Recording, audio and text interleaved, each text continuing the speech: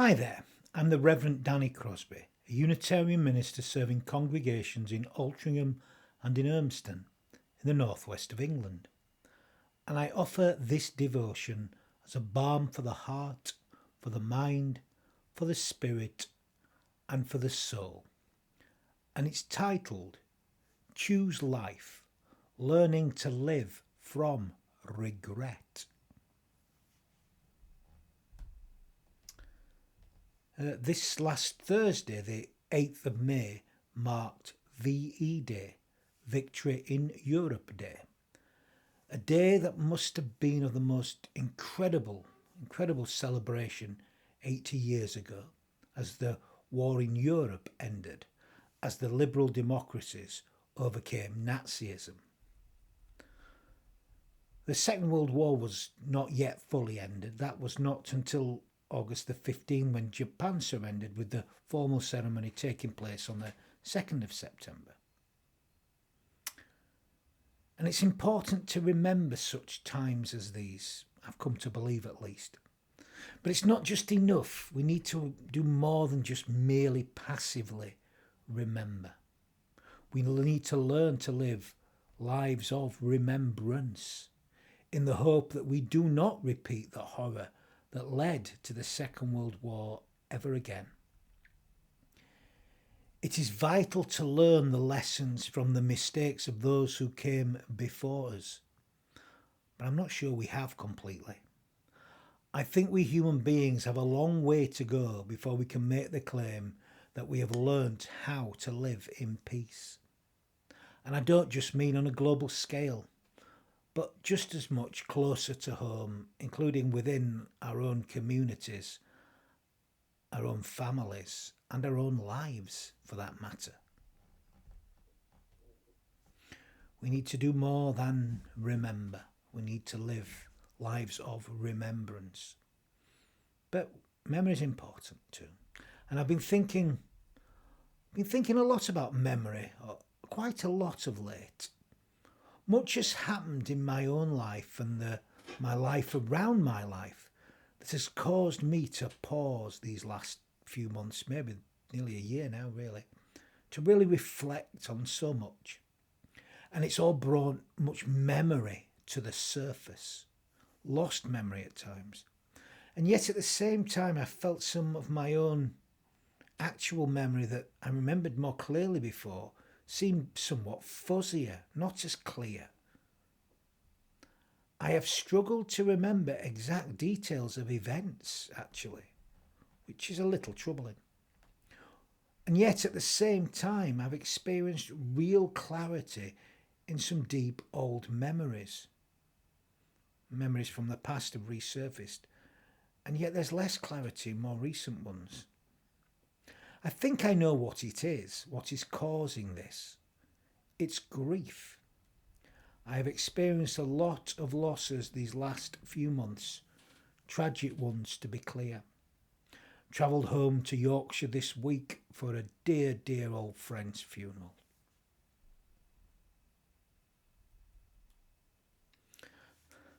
I have found myself reflecting on oh so much recently. Yes, good times, but I've also been visited by a few ghosts of the mistakes I have made and the regrets that I live with, and I mean live with. These are very common feelings when grieving, common feelings for myself and for people that I speak to who know about grief, who share about grief, who don't run from grief. I am not the kind of person who claims that they have no regrets. I don't think that's either helpful or honest to claim that, to have no regrets at all. Regret is okay, nothing wrong with it, so long as you do something with it, turn it into something beneficial for yourself or for others. Unless you learn from the mistakes, unless you learn how to live from and with regret, rather than to die or stagnate in regret. It's about what we do with the feeling, really. And this counts for individuals, for communities, for nations, for the whole of humanity, for that matter. The key, it seems, is to learn to live with and from regret. Not die there, live from it. Maybe born again from it, you could say. You may recall, if you were watching previous video devotions, a couple of weeks ago I spoke of spending a bit of time talking with the new and upcoming ministers to our recent denominational annual general meeting. What I didn't say is that I also spent time with some colleagues who are so precious to me, who are now retired, some getting quite elderly.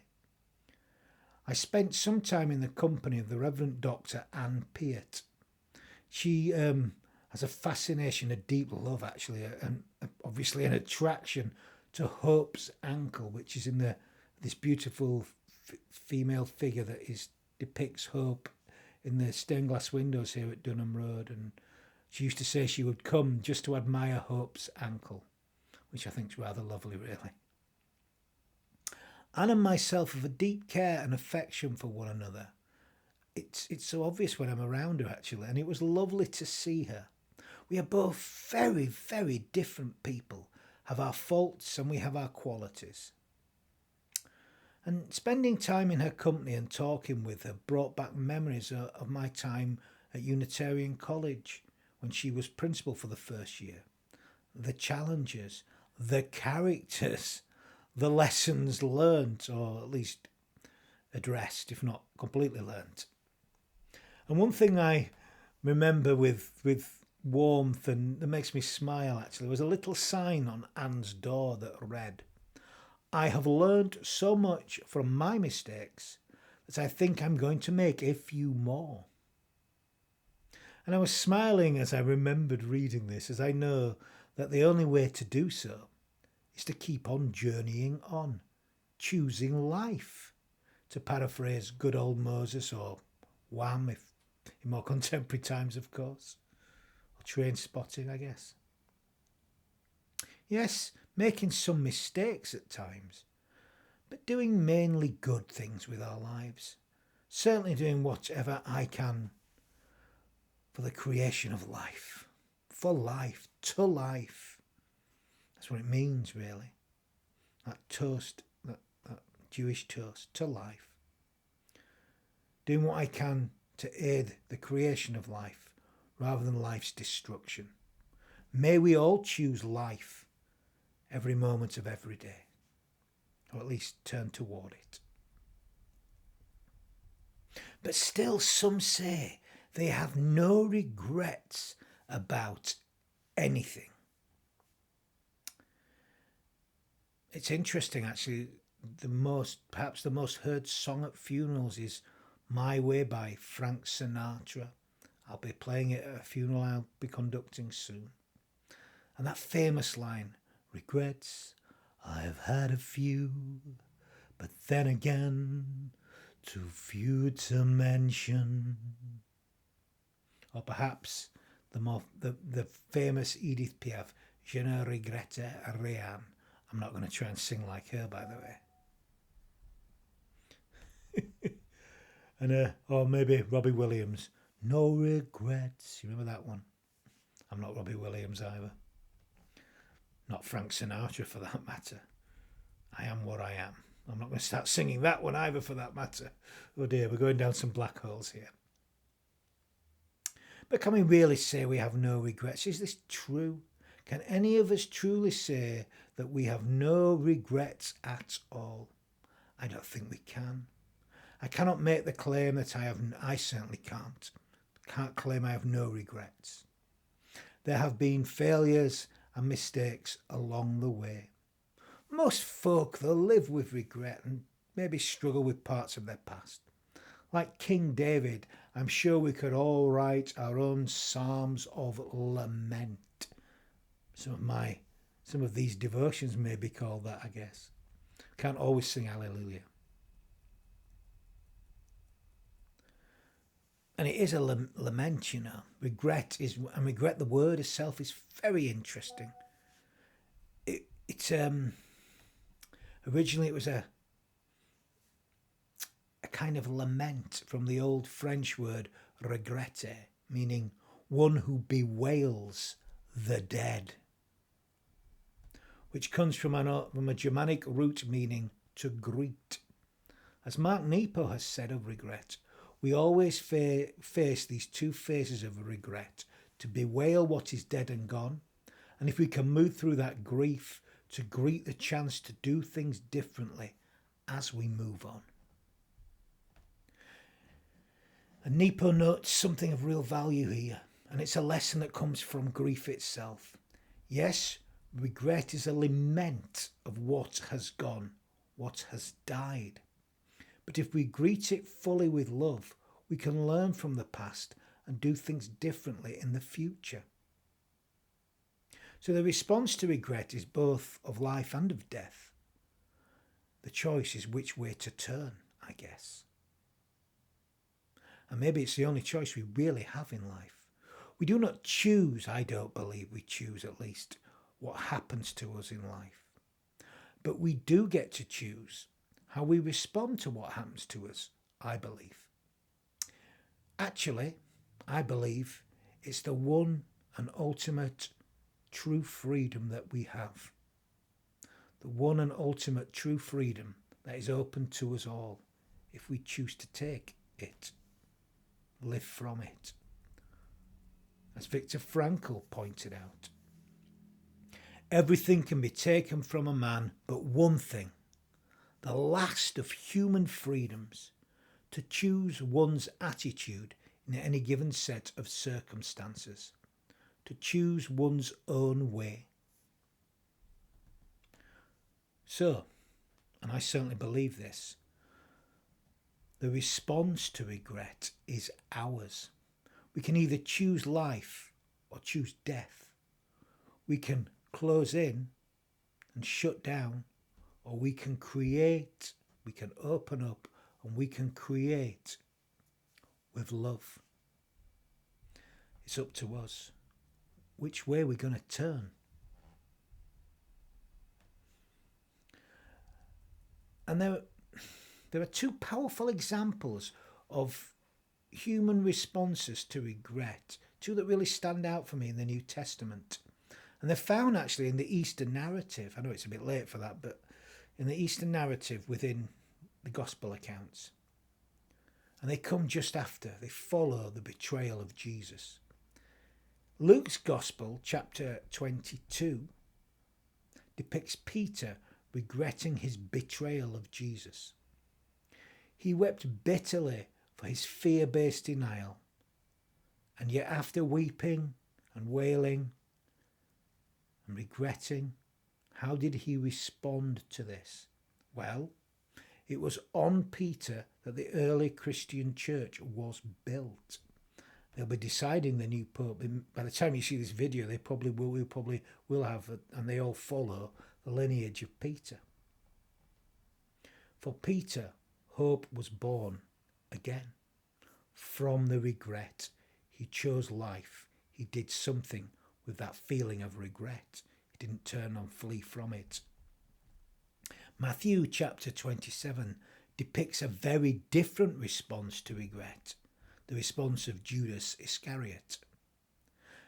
And actually his response is much closer to the original meaning of regret, which meant to bewail the dead. Judas's response was to take his life. Something that people do when it becomes too much for them, for the things that they've done wrong, they just can't bear it. How often we see that. I had to deal with someone in that state this week, on more than one occasion actually, but they're still with us. They choose life in the end.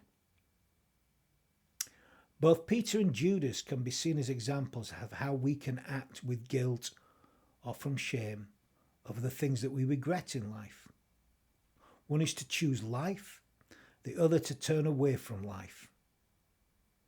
One chose to create, the other chose to destroy. One has left a legacy, the other nothing. One turned further inward in shame, and the other turned out to do something creative with their guilt, with their regret. Peter lived with his regret, whereas Judas died with his regret. So regret has its place. We need to feel it and to respond from it, but we need to do so in life-giving and life-affirming ways. It matters how we live with regret. Is it in life-affirming ways or shame-based, life-denying ways? So you see, we can learn from our mistakes if we continue to choose life. As Joan Chichester wrote in The Gift of Years, the burden of regret is that unless we come to understand the value of the choices we made in the past, we may fail to see the gifts they have brought us. The blessing of regret is clear. It brings us, if we are willing to face it head on, to the point of being present to this new time of life in an entirely new way. It urges us on to continue becoming, to keep choosing life. You see, if we're honest with ourselves, if we're really honest with ourselves, we know we all have regrets. It is delusional to say that we should never have them. In fact, a person who never feels regret or guilt has something missing, surely, in their humanity. Yes, regrets fueled by shame can gnaw away at our souls. But if we are wise, regrets can be powerful teachers. We need a lot of humility and curiosity to learn, though, from our regrets, rather than simply allowing them to whittle away at our spirits. So what we need above everything is this sense of hope, of what might possibly be, of what we might create. So if we regret something but are willing to learn from it, we must dare to hope that we can learn from it. We must believe in the possibility that things can be better. We must live by hope, through hope, with hope. Let hope lead us on in faith and hope and love, those familiar words. All humility is in some sense a thing of hope, you know. For when we humble ourselves, we are living in the hope that we can do better. We raise ourselves up to what we better than we think we can be, again to quote Frankl, so that when we fall short, we achieve what we're actually really capable of. So we have to think better of ourselves in order to truly be ourselves. I know, uncommon sense again, isn't it? Don't blame me, blame Mr. Frankl. Have a look it up on YouTube. It's wonderful, the clip. But of course, it's all right talking about all this stuff, but before we can actually move on, we need to put right what we've done wrong. Now, that might just take an acknowledgement. Heard that this week. Or it may take more. It may take action. Again, another conversation I've had this week. Once we put right what is needed and wanted, we can begin again in love. In so doing, we are choosing life once more, and not choosing life only for ourselves, but for all humanity. This is the key to everything I have come to believe. To choose life once again. So, I say, let's face and truly know those things that we regret, no matter how many times we have failed to live up to our sacred ideals. Let's be powered by appropriate guilt, but not fettered and held down by inappropriate shame. We need not be paralysed lamenting the past, nor do we need to shut the door on it though and live in fear that it might catch up with us. Let us instead move through the grief of regret and greet the future with its possibility of what might yet be. Let's choose life and infinite possibility. Let's live our lives as acts of remembrance from the ashes of what went wrong before, like phoenix from a flame, from the ashes. Let's do it as individuals. Let's do it as communities. Let's do it as nations. Let's do it as the whole of humanity, because we've got the whole world in our hands. Now, I'd like to end this devotion with a kind of meditative practice, really. At least something to reflect on, meditatively, contemplatively. And it's adapted from the Land of Regret, a spiritual practice created by Stephen Charleston from the book Spirit Wheel. Steve invites us to enter into the mystery of the following words, asking us to hear what Native America has to say, to teach, to share. When you enter into the mystery of these words for yourself, do so without preconception or judgment. Do so with honesty and humility. Enter the deep earth of our ancient longing and reach for the highest branches of our collective hope. Take each message as you find it. Let it speak to you directly. Ponder its meaning. So, I invite us to still our thoughts, quieten our minds, connect to our bodies, to our breathing, to our breath. Feel that breath of life going in and out. Let's now be still and silent together.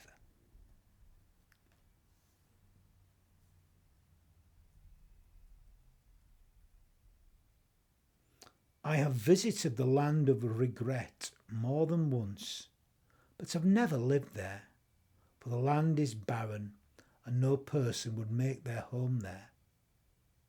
Unless, as the elders say, they have been so focused on their sorrow and shame that they have lost their way to forgiveness, the sacred well in any desert.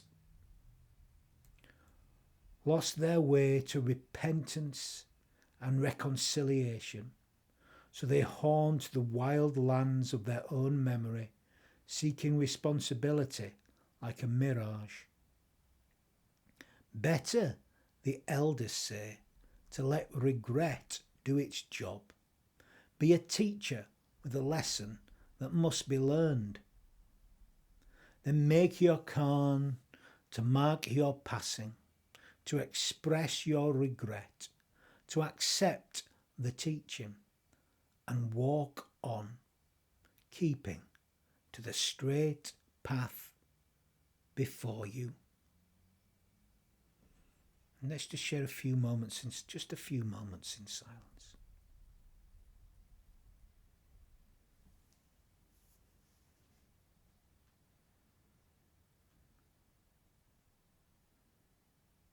Amen. So I'm going to end with some final words of blessing. For we need to bless more. We can all bless. And we bless when we give ourselves wholeheartedly to life. To life. Choose it. So some final words of blessing. As you return to your lives, may you take some of the joy of living with you into your lives. May you go forward with hope. May we all live rightly in peace with one another. And may the love of God be with us all. And may it be with us in all that we feel, in all that we think, in all that we say, in all that we do. Amen.